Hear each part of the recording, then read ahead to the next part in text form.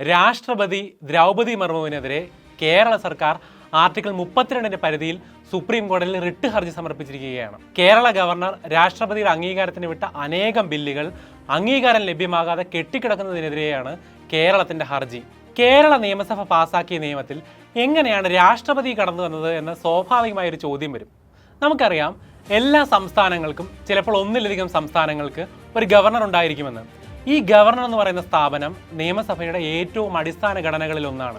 അതായത് നിയമസഭ വിളിച്ചു കൂട്ടുന്നത് മുതൽ നയപ്രഖ്യാപനം, അയോഗ്യതാ നിർണയം, നിയമത്തിന് അംഗീകാരം നൽകൽ, എന്തിന് നിയമസഭാ ഉപസംഹാരം വരെയുള്ള എല്ലാ ഘട്ടങ്ങളിലും ഗവർണർ ഭാഗവാക്കാണ്. അതായത് കേരള നിയമസഭ പാസാക്കിയ ഒരു ബില്ല് ഗവർണറുടെ അടുക്കൽ അംഗീകാരത്തിന് അയക്കുന്നു. ഗവർണർക്ക് മുൻപിൽ ബില്ല് എത്തിക്കഴിഞ്ഞാൽ ഗവർണറുടെ മുൻപിൽ 4 ഓപ്ഷനുകൾ ഉണ്ടായിരിക്കും. 1, ബില്ലിന് അംഗീകാരം നൽകുക, ഉടനടി നിയമമാക്കുക. 2, അംഗീകാരം നൽകാതെ തടഞ്ഞു വെക്കുക. 3, ബില്ല് വീണ്ടും നിയമസഭയുടെ പുനർപരിഗണനയ്ക്ക് വേണ്ടി നിയമസഭയിലേക്ക് തന്നെ തിരിച്ചയക്കുക. 4, രാഷ്ട്രപതിയുടെ അംഗീകാരത്തിന് റിസർവ് ചെയ്യുക. ഈ സാഹചര്യത്തിലാണ് സംസ്ഥാന നിയമനിർമ്മാണത്തിൽ രാഷ്ട്രപതി കടന്നു വരുന്നത്. ബില്ല് ഇപ്പോൾ രാഷ്ട്രപതിക്ക് മുൻപിൽ എത്തി എന്ന് വിചാരിക്കുക. ഇപ്പോൾ രാഷ്ട്രപതിക്ക് മുൻപിൽ 3 ഓപ്ഷനുകൾ ഉണ്ടായിരിക്കും. 1, ബില്ല് അംഗീകാരം നൽകുക. 2, അംഗീകാരം നൽകാതെ വിത്ത്ഹോൾഡ് ചെയ്യുക അല്ലെങ്കിൽ തടഞ്ഞു വെക്കുക. 3, നിയമസഭയുടെ റീകൺസിഡറേഷന് വേണ്ടി തിരിച്ചയക്കാൻ ഗവർണറോട് നിർദ്ദേശിക്കുക.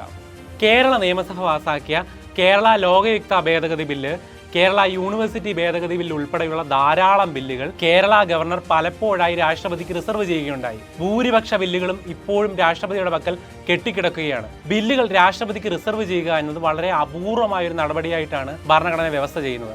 അതായത് ഈ ബില്ലുകളിൽ ഭരണഘടനാ വിരുദ്ധമായ വ്യവസ്ഥകൾ ഉണ്ടായിരിക്കുക, രാഷ്ട്രനയത്തിന്റെ നിർദ്ദേശക തത്വങ്ങൾ ലംഘിക്കുക, രാജ്യത്തിന്റെ പൊതു താൽപര്യം ലംഘിക്കുക, അങ്ങേയറ്റം ദേശീയ പ്രാധാന്യമുള്ളതാവുക എന്നിങ്ങനെയുള്ള സാഹചര്യങ്ങളിൽ മാത്രമാണ് ഇടയ്ക്കെങ്കിലും ബില്ലുകൾ റിസർവ് ചെയ്യാനുള്ള ചോദ്യം പോലും ഉയരുന്നത്. പക്ഷേ കേരളം ഉൾപ്പെടെയുള്ള പ്രതിപക്ഷ കക്ഷികൾ ഭരിക്കുന്ന പല സംസ്ഥാനങ്ങളിലും ഗവർണർമാർ ഭരണസ്തംഭനങ്ങളാണ് ഉണ്ടാക്കിക്കൊണ്ടിരിക്കുന്നത്. അതിലാഘവത്തോടെയും ഫെഡറൽ തത്വങ്ങൾക്ക് വിരുദ്ധമായും നടത്തുന്ന ഇത്തരം നടപടികൾ അങ്ങേയറ്റം ഭരണഘടനാ ലംഘനമാണ്. ഇതിനെതിരെയാണ് കേരളത്തിൻ്റെ ഹർജി.